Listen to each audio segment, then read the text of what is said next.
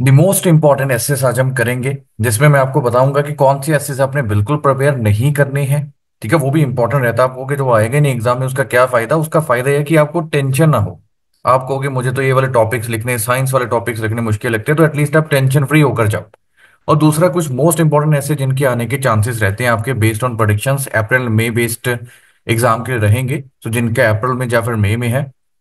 तो आप लोगों के पास अगर प्रॉपर टाइम है, 15 अप्रैल से लेकर आपके पूरे मंथ की क्लासेस लगेंगी, जिसमें आप फॉर श्योर इंप्रूव करोगे अगर आप मेरे अकॉर्डिंग चलोगे, डेफिनेटली इंप्रूवमेंट के तौर पर। अगर टाइम नहीं है तो आप मेरी वीडियोस देख सकते हो if you do not have sufficient time.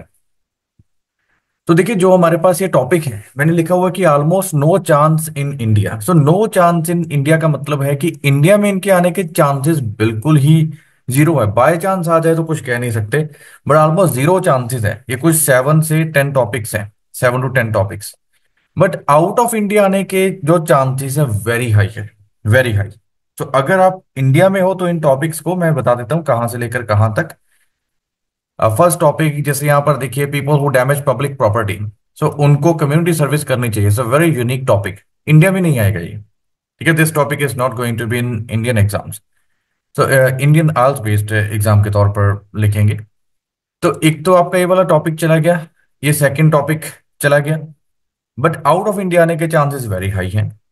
फिर आप आगे थर्ड टॉपिक चला गया, फोर्थ टॉपिक आप इनका स्क्रीनशॉट भी ले सकते हैं इफ यू विश टू। तो इनको इंडिया में आने के चांसेस वेरी लेस है। ठीक है, तो इनको ध्यान में लेकर चलें। टॉपिक से इनका स्क्रीनशॉट ले लीजिए, but out of India very high chances. चाहे इंडिया से बाहर आप कनाडा में हो, कनाडा के तौर पर ले सकते हो, ऑस्ट्रेलिया के तौर पर, नेपाल में, इवन कि बांग्लादेश में, इन सभी जगहों पर चांसेस हाई रहते हैं।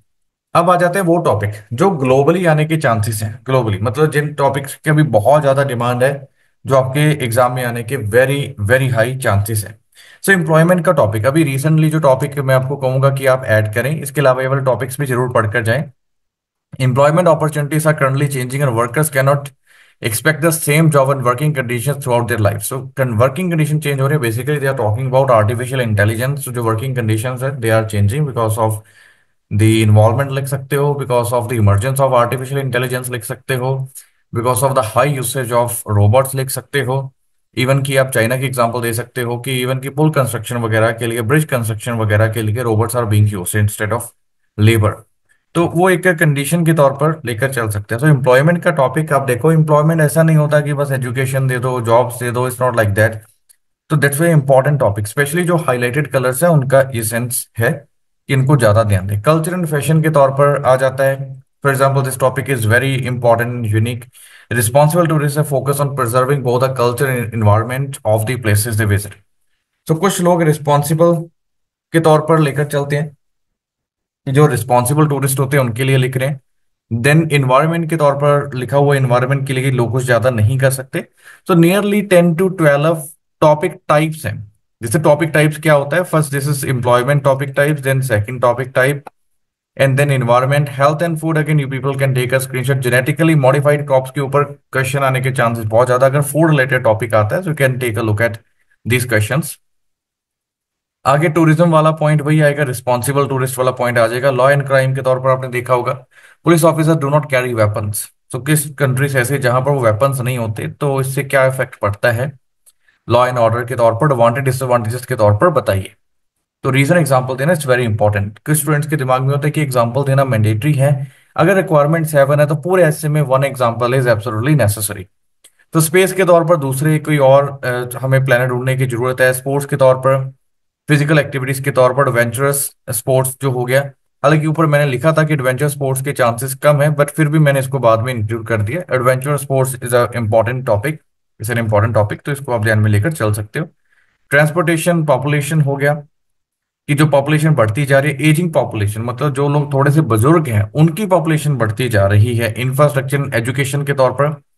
सो एजुकेशन में भी देखिए, एजुकेशन के थोड़े से टॉपिक अलग हैं। लाइब्रेरीज वाला, फ्री लाइब्रेरीज हो गया, what is the purpose of education, these topics are absolutely important। newspaper related topics are easy। Children के topic very important, first topic easy है।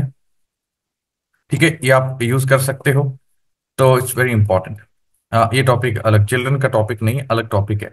सो कुल मिला के आपके कुछ टॉपिक्स हैं अब अपनी प्रिपरेशन के तौर पर these type of topics are important. या तो आपके पास डिट्रो स्टेटमेंट आने के भी चांसेस होते हैं, बट मैनी टाइम्स आप 90% या फिर 80% के आसपास आप लेकर कर चल सकते हो कि उससे मिलता जुलता टॉपिक आ जाएगा।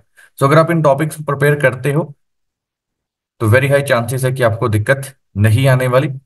बाकी आप जो है, मेरे इंस्टाग्राम के ऊपर भी मैं कुछ इंपॉर्टेंट टॉपिक्स को शेयर करता रहता हूँ, तो अगर आप वहां पर जाना चाहो